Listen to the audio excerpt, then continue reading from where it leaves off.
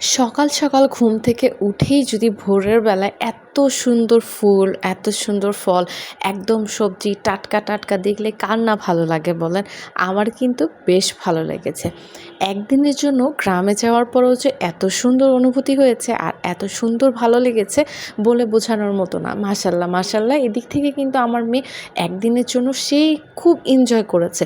খুব ভোরবেলা সে ঘুম থেকে উঠে একদমই ন্যাচারাল মাটির ভিতরে হাঁটা শুরু করেছে তার বাবার সাথে।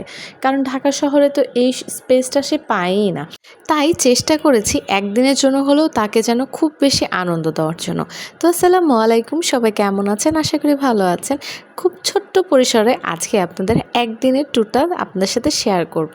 এই একটা দিন কিন্তু আমার মেয়ের জন্য খুব ভালো ছিল। সে খুব ভোরে ঘুম থেকে ওঠার পর থেকে সারাটা দিন সে মাঠে ঘাটে গ্রামে সব জায়গায় গরু ছাগল সব কিছুর সাথে সময় দিয়েছে।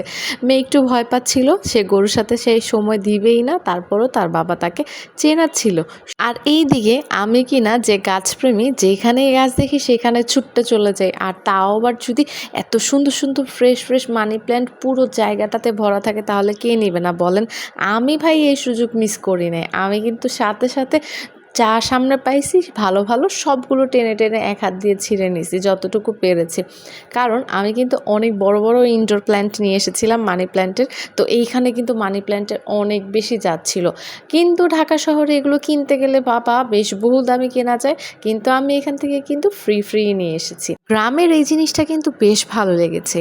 এটা হচ্ছে কিন্তু হাটের সবসময় প্রতি সপ্তাহে মনে হয় কোনো একটা দিন এইভাবে খোলা স্কুলের মাঠ কিংবা কোনো একটা মাঠের ভিতরে কিন্তু ঠিক এইভাবে করে একদম ফ্রেশ ফ্রেশ সবজি নিয়ে সকাল সকাল বসে।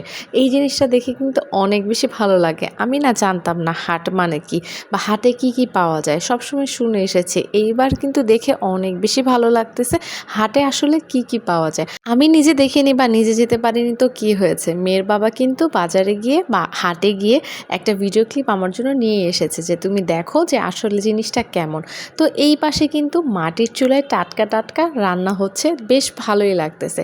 গ্রামে একদিন সময় কাটানোর পরও কিন্তু বেশ ভালো লেগেছে। আরও যদি সময় থাকতো হয়তো আরও কিছুদিন থাকলে অনেক বেশি ভালো লাগতো। তারপরেও কিন্তু সময়টা অনেক বেশি ভালো কেটেছে। আর আমি একদিনে কোথায় কি করব খুঁজে পাচ্ছিলাম না। এখানে একটু যাচ্ছিলাম, ওখানে একটু যাচ্ছিলাম, কারণ প্রথমবারের মতো গ্রামে গিয়েছিলাম। তো দেখে বেশ ভালোই লাগতেছিল।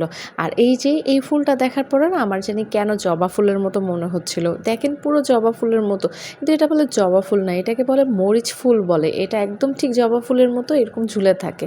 আর এই পাশে মেয়ের বাবা পুকুর থেকে মাছ উঠিয়ে সে মাছ দেখাচ্ছিল মেয়েকে, কিন্তু মেয়ে ভয় পাচ্ছিল। তো আজকের ব্লগটা কিন্তু আপনাদের সাথে এই প্রকৃতি দেখতে দেখতেই শেষ করে ফেলি। নতুন আরেকটা ব্লগ নিয়ে আবার আসবো ইনশাল্লাহ। তো আল্লাহ হাফেজ, ভালো থাকবেন।